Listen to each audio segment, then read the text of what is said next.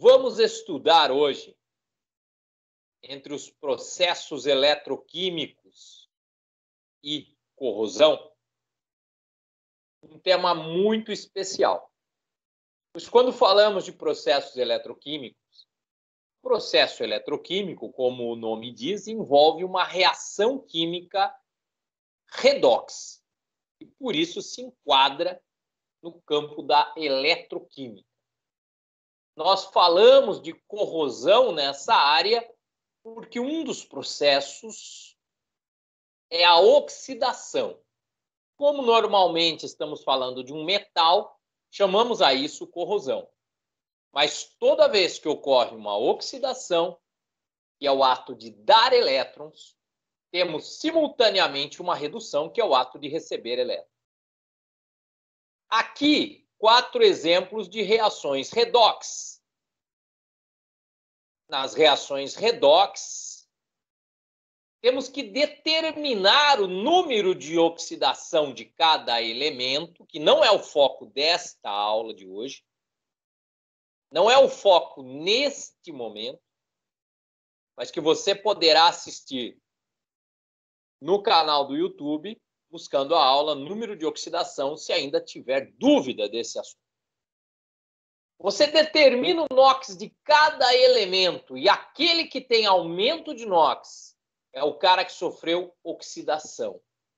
Aquele que tem diminuição de NOx é o cara que sofreu a chamada redução. Então, reduzir é reduzir o número de oxidação. Oxidar é aumentar o número de oxidação. Porém, devemos nos lembrar do cerne de todo esse assunto. Oxidar é dar elétrons, reduzir é receber elétrons. Veja que neste exemplo, a prata vai de 0 para mais 1. Ela tem aumento no número de oxidação. Ela oxida. Como é uma casa que ela anda, entendemos que há a doação de um elétron. O hidrogênio vai de mais 1 para 0. Também anda uma casa, mas no sentido de diminuir. E quem diminui a carga é porque está recebendo elétron. Porque elétron é negativo, então o cara que recebe elétron neutraliza sua carga positiva, ou se ele é negativo, ele fica mais negativo ainda. Olha, mais exemplos de reações redox aqui. Eu tenho que determinar o número de oxidação de cada elemento. Qualquer substância na natureza tem seu número de oxidação. As substâncias simples, o número de oxidação delas é, por convenção, 0. E também por definição, porque, afinal de contas, número de oxidação, a carga que o átomo vai ficar se todas as ligações, aquela espécie química onde ele se encontra, se romperem. E na substância simples, como só há átomos do mesmo tipo, quando se rompe a ligação, ninguém fica com o elétron do outro e ninguém perde elétron. Então, na verdade, não é só uma convenção, é por definição mesmo que o NOx é 0 para a substância simples. E a reação será redox. É sempre bom lembrar, a reação será redox quando pelo menos um elemento sofrer mudança no número de oxidação. E sim, eu digo, só um elemento basta, porque algumas vezes na natureza, um elemento na mesma reação é quem oxida e também quem reduz. Aqui, a prata vai de mais 1 para 0. E o alumínio vai de 0 para mais 3. Então, o que não é comum, o metal reduz. Sim, o metal reduzir é ele ir da sua carga positiva para a carga 0. enquanto que o alumínio sofre aqui a oxidação mais típica dos metais. Essa reação aqui é interessante porque aquela coisa preta que aparece nos objetos de prata é o sulfeto de prata. Ele tem a coloração preta e é indesejável. Algumas pessoas, para tirarem o sulfeto de prata, acabam, sem perceber, danificando o objeto. Porque aquela coisa preta, ela tem os átomos de prata que deveriam estar na forma metálica brilhando, mas oxidaram. Ao invés da pessoa recuperar a prata, ela joga fora o sulfeto de prata, jogando a prata junto. Como aquela velha história, joga a água do banho com o bebê junto. Então este seria o método adequado para se tirar aquela coloração preta dos objetos de prata sem perder a prata. Quando você reage com alumínio, na presença de uma base inorgânica, veja, temos aqui o hidróxido de sódio, e veja que a água não é apenas aqui o solvente, mas ela participa da reação. Então nós temos aqui uma reação química que é usada na recuperação da prata e tirando aquela cor escura do objeto de prata sem perder a prata. Então se recupera a beleza e se recupera o metal nobre.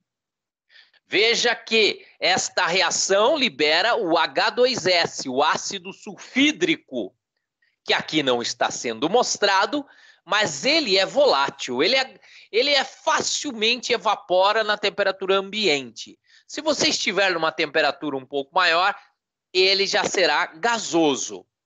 Ele tem aquele cheiro característico do ovo podre, porque é ele aquele cheiro, na verdade. Quando o ovo apodrece, é porque os aminoácidos que contêm enxofre e que o ovo contém, atacados por bactérias, eles acabam sendo, então, degradados, e na degradação daqueles aminoácidos que têm enxofre, existe a produção de ácido sulfídrico.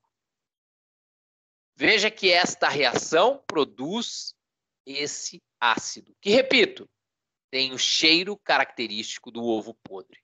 Essa reação produz também um sal que contém o alumínio, mas veja, o alumínio está lá, no meio do ânion.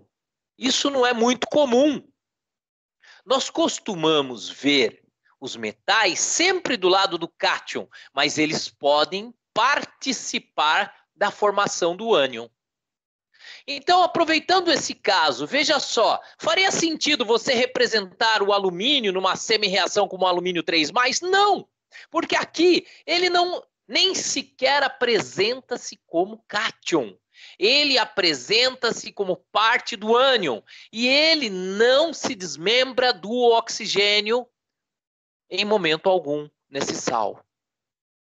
Então, se você for representar esse alumínio numa semi-reação, você tem que levar o O2 junto com ele, porque ele, juntamente com, eu falei O2, mas na realidade, melhor dizendo, 2 oxigênios, juntamente com ele, formam o ânion AlO2-1. Como é que eu sei que a carga desse ânion é -1? Porque existe apenas um cátion sódio para neutralizar esse ânion. É por isso. E é por isso que a semi-reação tem que ser escrita da forma correta. Por que então o título desta aula, o verdadeiro método do balanceamento redox? O verdadeiro balanceamento redox. Por quê? Uma das coisas mais absurdas que ocorrem nos livros de química de ensino médio e de cursinho É a maneira como eles ensinam o aluno a fazer um balanceamento redox. Para fugir da realidade que apresenta-se complicada, inventou-se um método mentiroso. Mas isso é o tipo da coisa que não é normal na ciência. É até difícil de entender por que a eletroquímica enveredou para esse caminho, né? Mas aqui eu vou te mostrar, então, de uma vez por todas. Esqueça! Tire da sua cabeça agora se você aprendeu aquele método delta vezes I. Esqueça isso. É a primeira coisa para você aprender o método correto, é esquecer isso para sempre. Olha só, a prata não foi de mais 1 para 0? O alumínio não foi de 0 para mais 3? Muito bem, então nitidamente está aqui quem reduziu e quem oxidou. Reduziu vermelho, oxidou azul. Você já sabe, o alumínio é quem sofreu oxidação. E a prata é quem sofreu redução. Inclusive tem uma outra coisa, que é aquela coisa de dizer quem é o agente redutor, quem é o agente oxidante, que também, a essa altura, você já conhece. Agente redutor é o cara que provoca a redução, não é quem sofre a redução. Por isso que ele é agente. Agente é quem provoca, ok? Agente é quem faz. Então, quem faz a redução não é quem reduz, é o contrário. Porque aquele cara que oxida, ele dá elétron, então ele faz com que alguém receba. Então, por isso que é invertido isso. Aquele que oxida é o agente redutor, aquele que reduz é o agente oxidante. Mas aqui ainda está um ponto em que a maioria daqueles que estão assistindo essa aula já sabem. Qual a novidade? A novidade são as semi-reações. Tema tão pulado dentro da eletroquímica. Agora, nós vamos aprender isso para que a gente possa, de fato, avançar nos estudos da eletroquímica, nos estudos da corrosão, e para poder, de fato, ser capaz de ser um químico que possa trabalhar com proteção contra a corrosão. Porque se você não conhecer a corrosão a fundo, você nunca vai poder agir contra a corrosão. Vamos começar pela semi-reação de oxidação. O alumínio vai de 0 para, olha lá, ele vai para o ânion AlO2-1. Como eu disse, você não pode dizer para mim que o alumínio está indo de Al0 para Al3+. Mas, professor, ele não está indo para Al3+? Veja, eu não disse isso. Inclusive, eu disse mais 3. Porque quando eu digo 3+, 2+, 1+, que seja, quando eu coloco o número na frente, isso indica que eu tenho um cátion de fato. Quando eu digo mais 3, eu estou falando de número de oxidação. Quando eu digo 3+, estou falando de carga. E aqui eu não estou falando que o alumínio tem carga 3+, não. Aí é que está a diferença.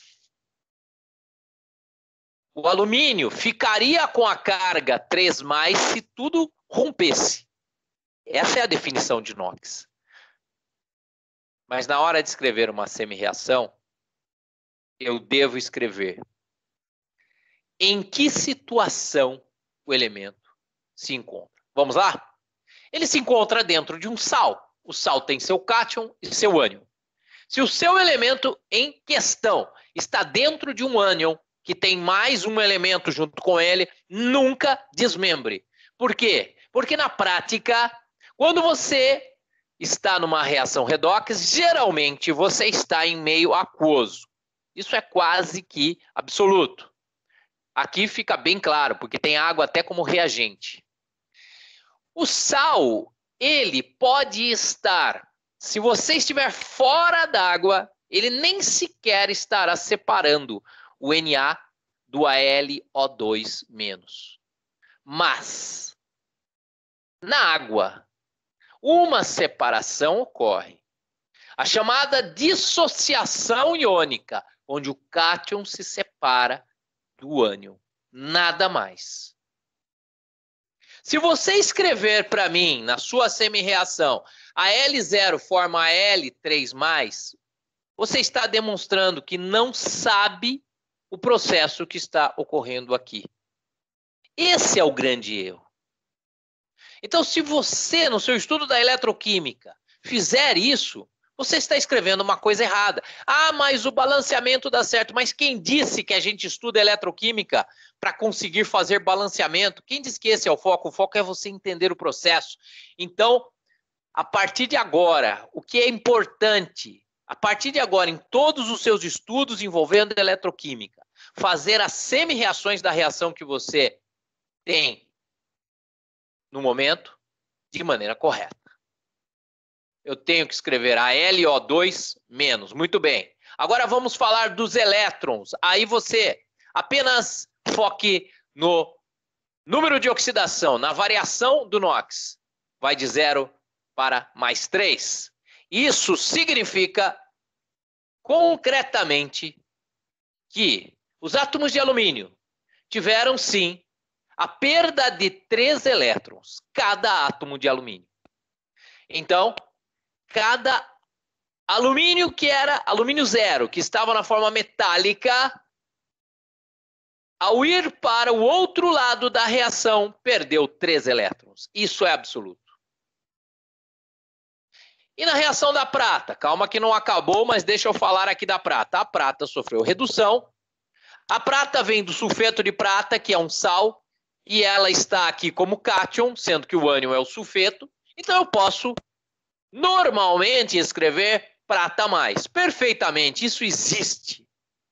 Ela recebe elétron, de fato, é redução, recebe elétron e vira prata zero.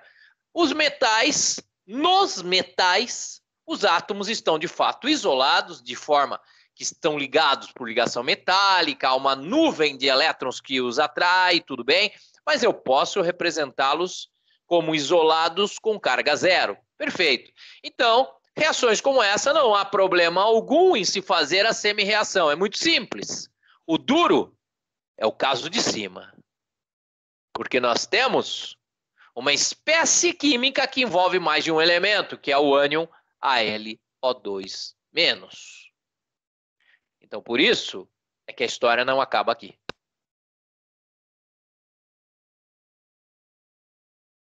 O que podemos usar, então, num balanceamento? Podemos usar H+, OH- ou H2O, espécies químicas que sempre estão presentes nos meios reacionais. Veja, eu posso sempre usar H+ e OH-, mesmo que um meio não seja ácido ou básico. Por quê? Porque eu sempre tenho água. E a água, muito embora seja uma quantidade ínfima de moléculas que fazem isso, a água sofre a sua autoionização. Ela se quebra, formando H+ e OH-. Mas para não forçar tanto a barra, nós usamos H+ em meios ácidos, OH- em meios básicos, e a água em qualquer meio. Na reação em tela, entre os reagentes nós temos NaOH, fornecedor de OH-. Portanto, temos um meio básico. Entre os produtos nós temos H2S, um ácido, embora fraco, mas fornecedor de H+. E é por isso que nesta reação, na hora de fazer acertos do lado dos reagentes, eu posso usar OH-. Na hora de fazer acertos do lado dos produtos, eu posso usar H+. E de qualquer lado, eu posso usar água. Pois entre os reagentes eu tenho um meio básico e entre os produtos eu tenho um meio ácido. Voltamos, então, à semi-reação de oxidação. Como, do outro lado, o ânion AlO2- tem 2 oxigênios, eu devo acertar a quantidade de oxigênios do lado dos reagentes. A gente chama isso de acerto de massa. Acertar quantidades de átomos dos dois lados. Para que apareçam 2 oxigênios do lado dos reagentes, eu vou usar 2 OH-. Por quê? Por que eu não uso 2 H2Os? Porque isso vai me trazer muita quantidade de hidrogênios. Pegando o OH-, eu lido com menores quantidades. Sempre faço esse caminho, né? Eu acerto um cara, mas sem ficar gerando quantidades de outro cara que eu terei que acertar. Ou se gerar, gerar menos. Veja que aqui eu não tenho como fugir de um novo problema. Eu acertei a quantidade de oxigênios, mas agora eu preciso de hidrogênios do lado dos produtos. E do lado dos produtos, conseguir hidrogênio é fácil, pois o lado dos produtos é um meio ácido. E em meio ácido, eu posso usar quem? Quem que eu posso usar no meio ácido? Vamos nos lembrar? H+. E se o que eu preciso é justamente de hidrogênios, agora ficou fácil. Eu coloco 2H+.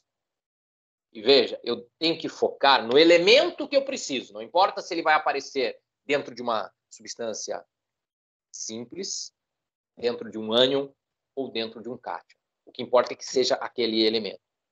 Aqui está uma semi-reação balanceada. Aqui, de fato, nós temos uma semi-reação correta. É assim que você tem que fazer a partir de agora para o resto da sua vida, quando for estudar eletroquímica. E eu vou te dar aqui o motivo. Pega uma tabela de potenciais. Eu quero ver se você vai encontrar numa tabela de potenciais alumínio gerando alumínio 3+ para esta reação. Não vai, porque não é a reação que está ocorrendo aqui. A reação que está ocorrendo aqui não é alumínio virando alumínio 3+. Se você fizer isso só porque você acha que vai acertar os coeficientes, muito bem. Você vai ganhar o acerto de coeficientes, um pirulito e talvez um acerto no vestibular. Mas não vai entender o processo, que é o que interessa. Então, voltando aqui. Agora pega uma tabela de potenciais. Veja bem, a tabela que eu indico para vocês é sempre uma tabela que tem simplesmente 14 páginas de reações. Isso porque ela é pequena ainda. Porque nós temos a rede inteira para buscar. Então, não é algo que nós temos que carregar no bolso, não é mesmo? A questão é a seguinte: quando você faz a semi-reação, você tem que fazer ela correta, tem que fazer ela perfeita, para que quando você chegue numa tabela de potenciais, você encontre a sua reação. Porque se ela estiver errada, você não vai encontrar, porque não tem na tabela. Não, é porque você não fez a reação de forma correta. E sem obter o potencial de cada semi-reação, você não vai obter a variação de potencial que toda reação redox tem. Como é que se obtém a variação de potencial de uma reação redox? Veja só, a semi-reação de oxidação ela tem um potencial. Como é uma reação de oxidação, escreva o potencial de oxidação dela. A semi-reação de redução, ela tem o seu potencial de redução. Uma coisa que é muito importante nesse momento que você entenda, veja, a prata, quando ela recebe elétron e vira prata zero, isso é uma redução. Se você pegar uma tabela de potenciais, você vai encontrar, então, o potencial de redução da prata. Mas existe a reação inversa, que é a prata zero, virando prata mais e dando um elétron. Aí é oxidação. Qual seria o potencial para a reação, não de redução, mas de oxidação? Seria simplesmente o mesmo número, só que com o sinal invertido. Agora, presta bem atenção. Quando você pegar uma tabela de potenciais, às vezes ela vai dizer para você que são potenciais de redução. Mas tem uma coisa na eletroquímica extremamente importante. Repito, eu vou te falar agora algo extremamente importante. Foca aqui no que eu vou dizer agora. Se for escrito o símbolo de potencial, diga-se de passagem, o símbolo é E, tá? E com um zero em cima, E0. Se não for escrito nada embaixo, é porque é potencial de redução. Isso é uma norma da química. Se for potencial de oxidação, ou o cara te dá a reação para que você saiba que é uma reação de oxidação, então o cara mostra a reação de oxidação e escreve potencial na frente, então fica nítido que ele está falando do potencial daquela reação e que é um potencial de oxidação, porque a reação é de oxidação. Mas se você está numa tabela de potenciais que não te mostra reação nenhuma, fica esperto. Se o cara não te falar e escrever E0 é tanto, é porque ele está te dando potencial de redução. Mas, na verdade, na maioria dos casos, não é difícil de perceber isso, é só ficar atento. Veja que as tabelas de potenciais, elas trazem as reações todas, no sentido da redução. Veja que todas as reações terão os elétrons do lado dos reagentes, sendo recebidos. Se você perceber, prestar atenção nisso, você percebe que a tabela está te dando potenciais de redução. Então, quando você for procurar a nossa reação de oxidação, uma tabela, você vai encontrar a reação no formato de redução. Como é que ela estará? Estará assim, ó, AlO2- mais 2H+, mais 3 elétrons, flecha. E aí, do outro lado, você terá Al0 mais 2H-. Presta bem atenção nisso. Por quê? Quando você for procurar o potencial de oxidação, na tabela você vai encontrar sua reação de oxidação invertida. Ela vai te dizer, então, o potencial da reação de redução correspondente a ela. E aí você tem que inverter o sinal para trazer para os seus cálculos o potencial de oxidação desejado. O potencial de oxidação da reação de oxidação, da maneira como eu citei aqui. E o potencial de redução da reação de redução da prata, que você vai encontrar até mesmo, se bobear, até mesmo na mercearia perto da sua casa, pendurado na parede. Isso aqui vai ser fácil. Como é que se obtém a equação global? Você tem que somar as reações, de maneira que os elétrons têm que desaparecer. Você, repito, obtenha o potencial de oxidação da reação de oxidação e o potencial de redução da reação de redução. E ΔE é igual ao potencial de oxidação de quem oxidou mais o potencial de redução de quem reduziu. Você pode simplificar escrevendo ΔE é igual potencial de oxidação mais potencial de redução. E aí você obtém o ΔE dessa reação.